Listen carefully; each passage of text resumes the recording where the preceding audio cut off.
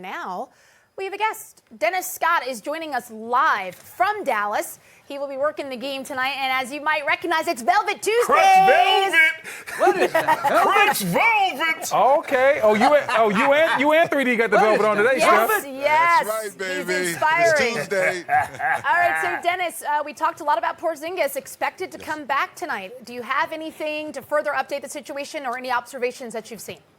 Well, right now it's still a game time decision, but everyone around the Mavericks thinks he will play. He's been out all the games you talked about, Steph. And they're just waiting for him to get that confidence back in his legs and find his way. Because so much talk about Luka, rightfully so, and how good the team is playing.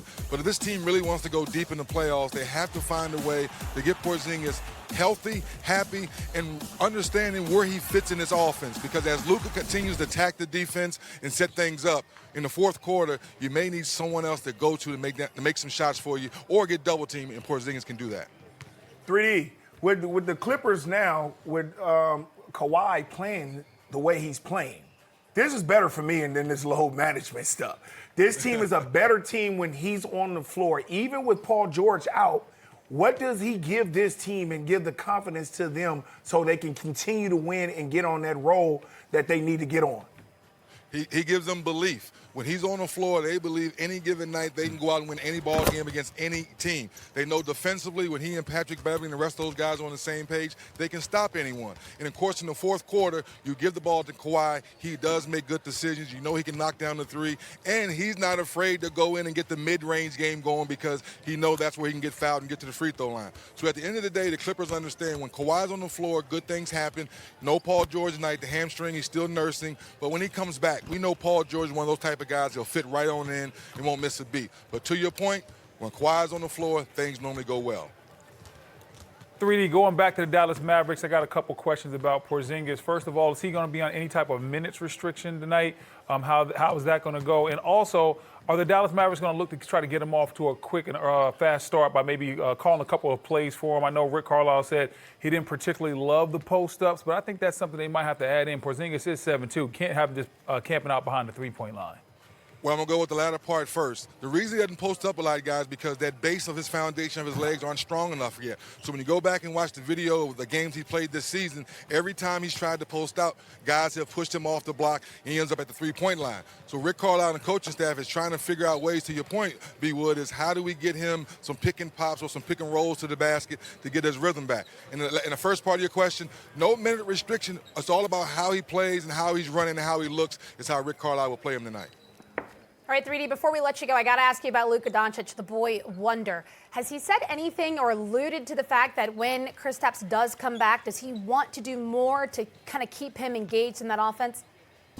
No question about it. The leadership of Luka is off the charts. He understands that he needs Porzingis to go deep or to play well or to keep teams honest and nervous that is this Dallas team for real. So more importantly, he understands when he comes back they have to feed off one another along with keeping everyone else engaged. And I think that's the beauty about Luka Doncic. He wants to make sure everyone eats. There's no way you get a triple-double if you're not unselfish and also knowing the fourth quarter the ball's going to be in your hands. Love that. And in fact, leads the league in triple doubles with 12 already. It's unbelievable. Thank you, Dennis Scott. We appreciate it. We know you're busy today. Have a good one tonight.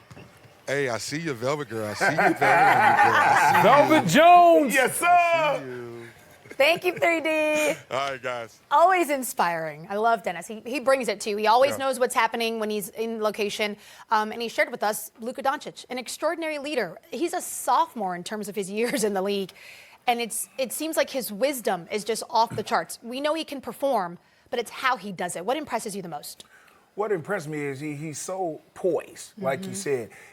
I think it's because he started so early overseas where he was from, where he played that mature basketball. He learns how to play. That's why a lot of teams over here in the NBA want to draft a lot of overseas guys because they know how to play the game. They know how to play a pick and roll. They know the right decision on the play.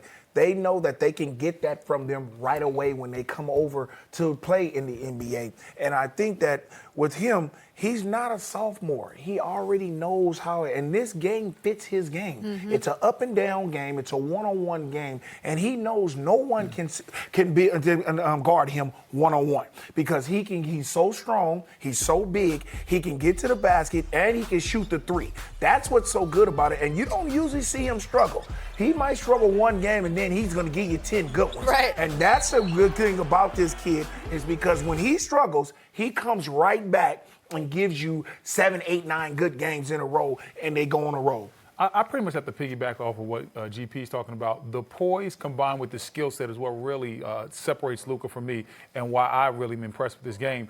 No matter what you throw at him, it seems like he's ready for it. If you try to pressure into him with smaller guards, he said, that's okay. I'll put my back to him, walk him down, get to his scoring yard in a low block, and just shoot right over him. You put a bigger player on him, he exploits him in the pick and roll game or one-on-one off the dribble. He understands how to play angles, changing speeds, directions. He's not the fastest, not the quickest. Honestly, he's probably a below NBA level athlete as far as he doesn't match up with some of these guys that fly above the rim, but he doesn't need to, because he knows how to use their athleticism against him. Oh, you want to get into me real quick? I'll drive hard left, change directions, get right into a step back. So he understands angles, speed, pace, and he uses all of that to basically go out there and highlight his skill set. And he reminds me of a bigger John Stockton, who the same thing. He does the same. He knows angles. He wasn't as athletic as us, but he was smart. And he was real smart where he always got us in foul trouble. He knew what to do. He knew the right time to pick what pass he's going to do, how athletic he was. He took the right shots. He did all of that. And then he knew when to double off somebody. And this is what this kid reminds me of a bigger John Stockton who can handle the basketball. I think he shoots a little bit better than John Stockton, and he sees the floor, and that's why he's so good. Well, according to the Mavs website, reporter Dwayne Price is reporting that Rick Carlisle is saying Porzingis will definitely play tonight, but unsure of a minute restriction. So that's the latest news in terms of Porzingis. I bring that up because I'm curious what you all think. How will that affect Doncic's play? We know that he is a stellar teammate, that obviously he knows how to get assists, but when you have another star coming back into the lineup, if you're trying to play long-term victories, what does Doncic have to do to get Kristaps back in order? Nothing. Be yourself. Keep playing the way he's playing. He's not been there for 10 games. Keep playing that. Let Porzingis come in and get with our program. Let him go. I'm going to feed him a little bit. I'm going to see what he looks like. How good is he? Is he ready yet? And just gradually bring him in. I like it. They should do what they're doing, what Utah is doing with Conley right now. But bring him off the bench, bring him in slowly, bring you into this process. We won 16 games out of 18 without you. So now, come on, you do the same thing. And I think this kid knows that. He's going to try to get him off, but he's not going to overpress it. I think he's going to just play his game, get him the touches that he need to get, see how he can work into what we're doing right now, and don't mess up anything. You don't need to mess up anything. Just keep playing basketball. And I think Carlisle knows that too. Yeah, I don't think Luka has to do anything different as far as getting Porzingis involved, just because Luka's game is about taking what's there. If the defense plays him one-on-one, he's going to score. If they send a double team or if they try to trap him off the pick and roll, he's going to kick the ball ahead to a teammate, and that's where he'll have Porzingis spotted up behind the three-point line, and he can get busy right there. I think so. Some of that Porzingis is going to have to get find ways to get his own shot within the offense and find his own way to fit in. But I don't think Luka's going to have to do much differently, just because he's just such a well-rounded basketball player. It's all about what the defense gives him. He's always going to make the right play. And plus, we got to see what shape he in. True. He's not in basketball shape. I know Carlisle will start subbing him. That's why I like to don't say a minute restriction, because if he's going, let him go. If he doesn't, bring him out. Right. You know he's tired. He hasn't played in 10 games. You know he's not in really, really good game shape. So just bring him along. I mean, in about 4 or 5 games, he'll start really now becoming himself. And then you can see if we're going to put him on the blocks, if we're going to give him some plays, and then we'll see what happens. Yeah, the minute restriction may be self-imposed because of conditioning. He may be Right. asking for his own Right. sub Right. without having to have the coach pull his tail. Okay, so the big end game for the Dallas